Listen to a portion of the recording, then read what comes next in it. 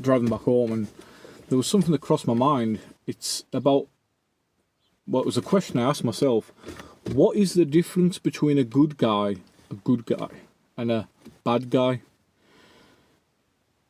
Because the only difference I can see, theoretically speaking, when I talk about bad guys, I'm talking about people who don't really.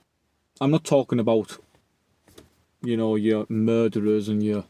That's a different category. Let's not get into that. I'm talking about the people who don't really get told what to do and they've got a bit of an attitude about them. The only difference I can see, really, between a good guy and a bad guy is that one follows his own path. You see on social media all the time, well, I used to see, I don't have social media anymore other than YouTube, but people that are getting married, men my age, I'm 30 years old, getting married, and they seem to have this perfect life. A perfect life doesn't exist, by the way, guys. The word life itself isn't supposed, let's not get, it's not perfect. But they seem to have this good life and they've done everything by the book and they've got this good job and they've settled down and they've got a mortgage.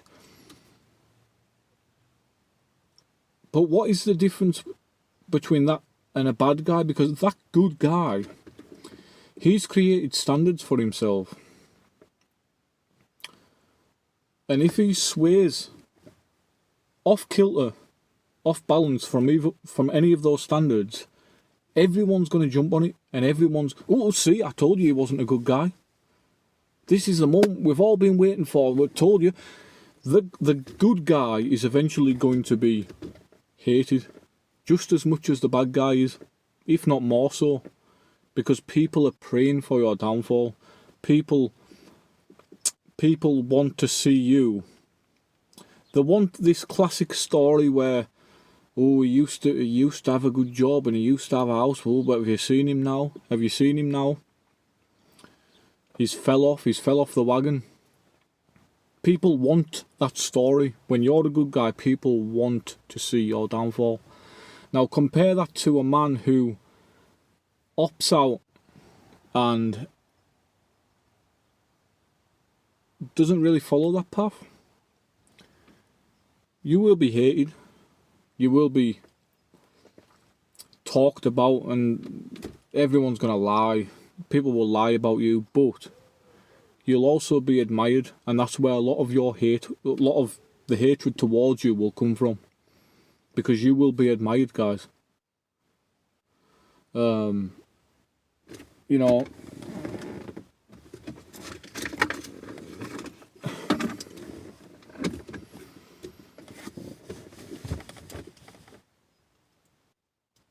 then what? Then what for the good guy? The guy that's done everything by the book. He's married at 25, 30 years old and he's settled down. And that's another thing as well, guys. Have you noticed how relationships don't last? They may last 10, 20 years, the good ones, but they don't last. What does that tell us as a species, really? So the good guy will, eventually get divorced in his 50s, and then that subsection of people will hate him on the wife's side, on the ex-wife's side, and I don't know what happened there, guys. I think the storage space on my phone ran out. But the point I'm trying to make is that good guy that's been indoctrinated, he'll just end up hated anyway. Not by everybody, but he'll just end up hated, because that's what people are like. People want to see you downfall, especially as a man that's got it all together, or that seems to have it all together. People want to see your downfall. Now compare that with the man that goes off and does his own thing and is hated for it. He's also admired, which is a lot of the reason why he's hated for it. It's jealousy. But compare that to the man that opts out and does his own thing. He knows where he stands. It's water for ducks back.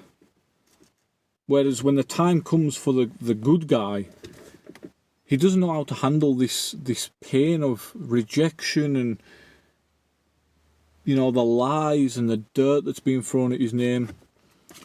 Just live your life, guys. Live your life the way you want to live it. And I'm not talking about drink or anything like that. I don't drink. I'm not talking about substances. I'm talking about, you know, experiencing life and being a bit selfish and taking care of yourself and fuck everyone else. Fuck everyone else, guys. I mean, these women come and go. At the end of the day, all you've got is yourself. These women that try and play you and all these games, all these minefield of games, and these opt out of it all and see the bigger picture. Don't ever think that you're behind in life just because your friend's getting married and, you know, they've spent £50,000 on a wedding and this, that and the other, and they're going abroad to Greece to get married, and they've got a house and they've got a car. All that can be gone like that. And what has he got to show for it? Has he got any experiences? Any, you know... I don't know what I'm trying to say, guys, but... Well, I know what I'm trying to say, but I just hope it resonates with a lot of you young lads out there, because... You're not living... If you go down the path of marriage, everything has to be in order. Cars... You're paying so much off your car every month. House, a fancy house, a mortgage, and you know, you are going to burn out, guys. Even without a job, you would burn out trying to manage all that. So just live your life the way that you want to live it, and don't sweat the small stuff. You know, I would even go as far as to say don't have a relationship, because a relationship, you're bound to that person then, and it's another thing that takes away your freedom. Don't have a car finance. If you can get away with it, try not to have a mortgage. I know it's easier said than done now, because everyone needs somewhere to live. But, you know, they're my principles. You guys might have different principles, but I know I've never had a car finance. I wouldn't thank you for one, because that's just, then you're tied to your car as well. And it's like, what are we doing here? We're just tied to everything, and we're not free as individuals. The bad guy, that's why the bad guy is so attractive, because he has his own mind, his own thoughts, his own path. And it might not even be what people think is the right path, but for him, it's the right path. The good guy, his path is mapped out by his parents, his wife, his teachers, his doctors. Live how you want to live, in the words of Bob Marley.